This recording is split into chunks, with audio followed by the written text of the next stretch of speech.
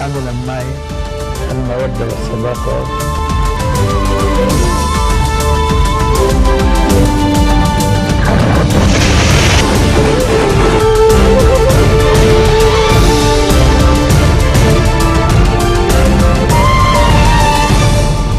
Good afternoon, you're watching the English newscast here on Future Television. I'm Lina Tamim and these are today's top stories. Prime Minister Saad Hariri discloses his net worth to the Constitutional Council as required by illegal enrichment statutes. Costa Brava, a controversial landfill south of Beirut, is ordered permanently shut. Authorities have 4 months to find another site for trash. And U.S. President Donald Trump sacks the country's acting Attorney General Sally Yates after she defies the White House by refusing to enforce the sweeping immigration ban.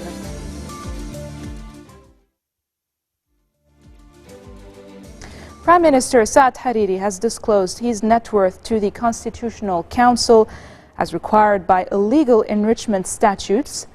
Hariri revealed his net worth to the head of the council, Haysam Sleiman, saying, quote, "It is my constitutional duty and I will do anything the law requires me to do. The system in Lebanon is advancing and transparency should exist and we are keen with President Michel Aoun to preserve it," end of quote. The net worth, however, wasn't made public.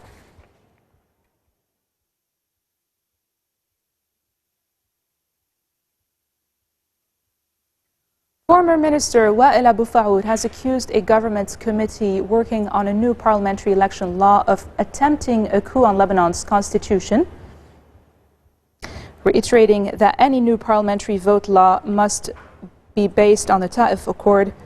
Abu Faoud told reporters that rival politicians have dropped discussions of a completely proportional election system in favor of a wicked hybrid law.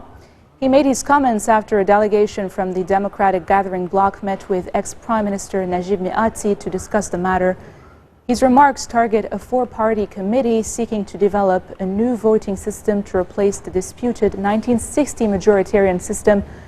MP Walid Jumblat's bloc and the Kata'ib party had accused the committee of seeking to sideline other parties with its hybrid proposals a day earlier. Costa Brava, a controversial landfill south of Beirut, was ordered permanently shut. The order issued by Judge of Urgent Matters Hassan Hamdan goes into effect in 4 months, giving authorities time to find another site for trash from Babda and the capital's southern suburbs. Activist lawyer Hassan Bazi told LBCI that Hamdan's order indicates that judiciary in Lebanon is still impartial and faces the government to find an environmental solution to the waste crisis. The landfill has been in the spotlight since seagulls, believed to be attracted by the waste, became an aviation hazard at the nearby Beirut International Airport. In fact, waste management in the greater Beirut and Mount Lebanon area has been problematic for nearly 2 years now. Iraqi government forces have now pushed Islamic State out of East Mosul and are poised to attack the west. While local residents are happy they have their lives back, many say that joy is tempered by uncertainty. Emily Wyther reports.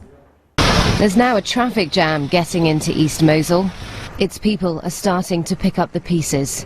Heavy fighting and US-led airstrikes has left much of it in ruins. This was once one of the most prestigious universities in the Middle East. The buildings that aren't burned are booby-trapped. Islamic State used the chemistry labs to make bombs. Only mortars and gunfire break the eerie silence of Mosul's campus. Local officials say the state has limited resources to cope with the widespread destruction. We're told this street nearby was popular with Islamic State's foreign fighters. It had the best restaurants and internet cafes. Gaeth told us his jihadi customers included Americans, French and Chinese. Manaf showed us around his closed pool hall.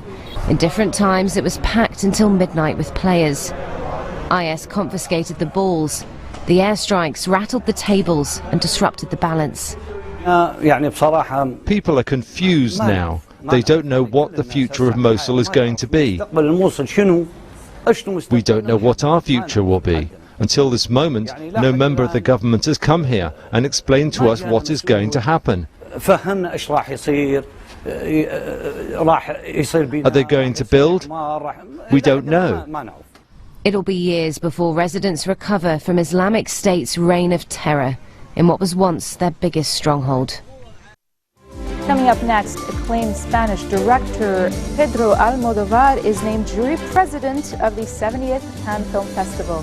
Stay tuned.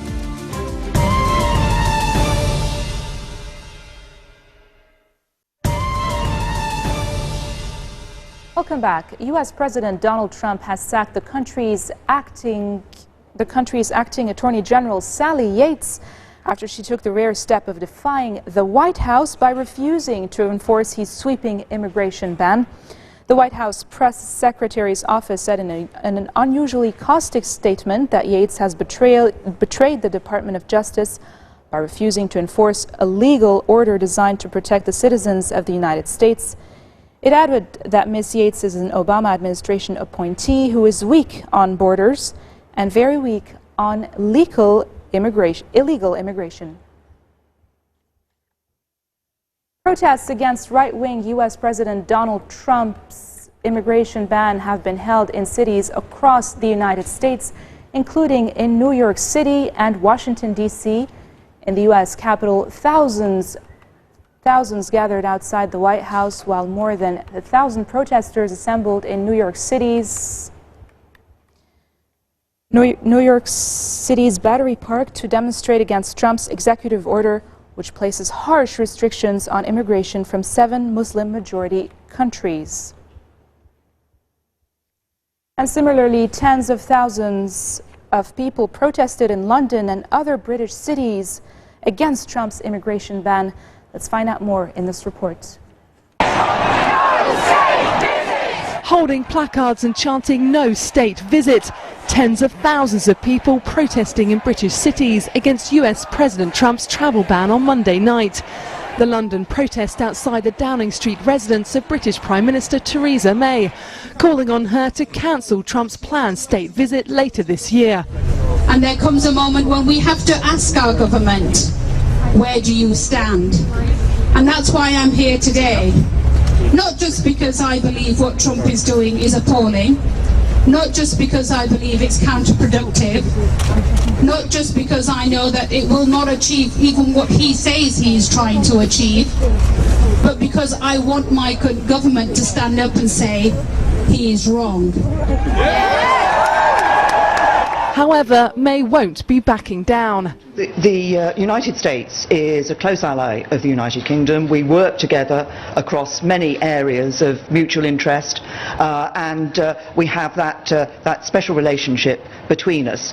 I have issued that informally issued that invitation for a state visit for President Trump here to the United Kingdom, and that invitation stands. The invitation involves lavish displays of royal pageantry and a banquet hosted by Queen Elizabeth. In a grassroots backlash, over 1.6 million people have signed a petition asking for the state visit to be cancelled, saying it will be an embarrassment to the monarch. Once a petition passes 100,000 signatures, British lawmakers must consider it for debate in Parliament. Foreign Secretary Boris Johnson already questioned for over an hour in Parliament on Trump's executive order. A growing list of politicians calling for the visit to be cancelled. The petition, already the second most popular ever on the parliamentary website, showing no sign of slowing down.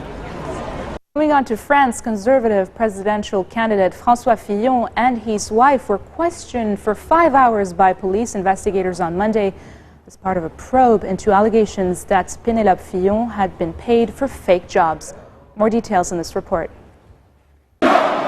He's the clear favourite to become the next French president, but for how much longer? Former Prime Minister François Fillon and his wife Pénélope questioned by police for 5 hours on Monday. A search at the French Parliament following on Tuesday, part of a probe into claims Pénélope had been paid for fake jobs. The allegations, which Fillon rejects, sapping his popularity and could shake up the April-May presidential contest. In a statement, the candidate said he provided investigators with information that would help establish the truth on the work carried out by Mrs. Fillon. Such questioning a normal step in the preliminary probe, not an indication of guilt. France's financial prosecutor began investigating last week. Penelope Fillon was paid €500,000 from state funds as a parliamentary assistant to her husband and his successor. But France's Canard Enchaîné magazine says there's no evidence she actually did any work. In an increasingly tight race, the affair is denting Fillon's wholesome image. He said he will abandon his presidential bid if he is placed under formal criminal investigation.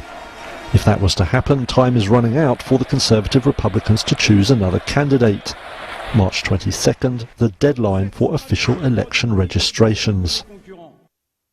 Acclaimed Spanish director Pedro Almodóvar is named jury president of the 70th Cannes Film Festival. Further jury members for the festival, which will run from May 17th to 28th, will be announced in April. More details in this report. Pedro Almodóvar is returning to Cannes this May, but this time as jury president. The acclaimed Spanish director will lead the judging panel, who decide which film will be awarded the prestigious Palme d'Or. Almodóvar is no stranger to the French Riviera, having presented 5 of his movies in competition at the festival. In a statement, the Oscar winner said he was grateful, honoured and a bit overwhelmed. The 70th edition of Cannes will run from May 17th to the 28th. And still in the world of cinema, Disney has unveiled the final trailer for its live-action adaptation of 1991 animated classic Beauty and the Beast. This latest glimpse shows more action, musical moments, and colorful recreations of iconic scenes. It also features the film's famous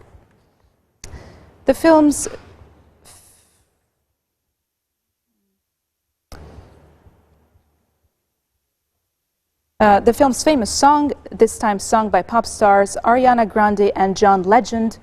Directed by Oscar winner Bill Condon, Beauty and the Beast sees Harry Potter actress Emma Watson take on the role of Belle, while Downton Abbey actor Dan Stevens plays Beast/Prince Adam.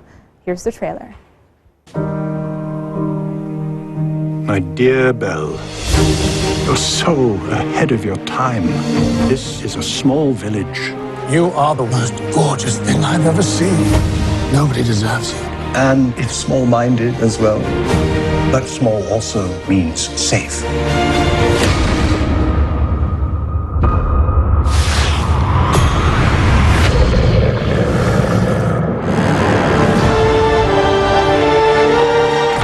I've come for my father.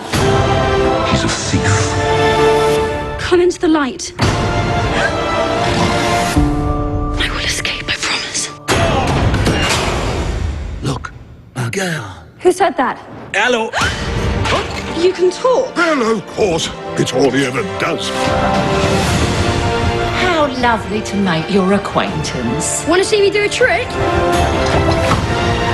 What happens when the last petal falls? The master remains a beast forever. And we become antiques. What did you do to it? Nothing. Get out of here! Go!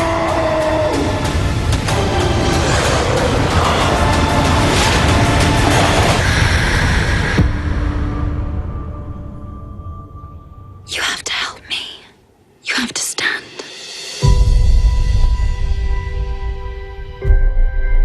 If she is the one who'll break the spell, you must finally learn to love. Tell us all this time. Have you really read every one of these books? Some of them are in Greek. True as it can be.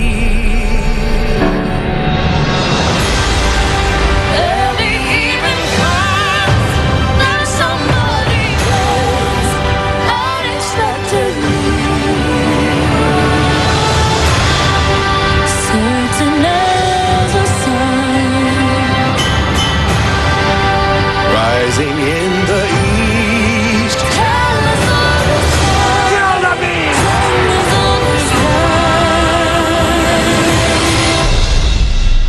Beauty and the Beast.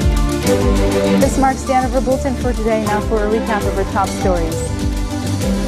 Prime Minister Saad Hariri discloses his net worth to the Constitutional Council as required by illegal enrichment statutes. Costa Brava, a controversial landfill south of Beirut, is ordered permanently shut. Authorities have 4 months to find another site for trash. U.S. President Donald Trump sacks the country's acting Attorney General Sally Yates after she defied the White House by refusing to enforce his sweeping immigration ban.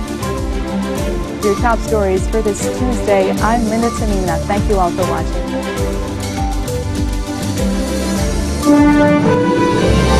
حمل معي المودة والصداقة